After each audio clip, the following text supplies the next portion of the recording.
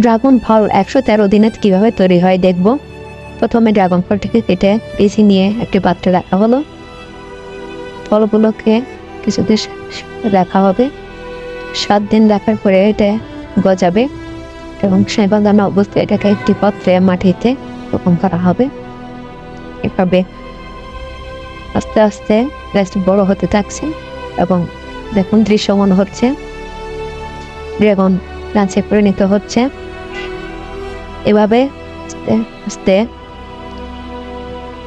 পূর্ণাঙ্গ একটি ড্রাগন গাছে পরিণত হয়ে গেল। এভাবে 113 দিনে একটি গাছের স্ট্রবেরি, 160 দিনে স্ট্রবেরি গাছ কিভাবে হয়।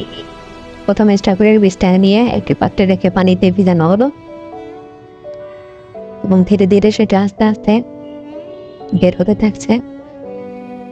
দেখুন কত সুন্দরভাবে গাছটি ফুল চলে এসেছে।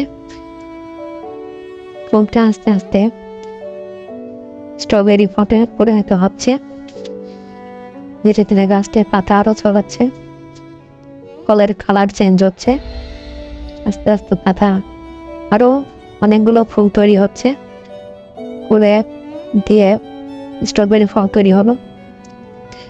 এভাবে ধীরে ধীরে স্ট্রবেরি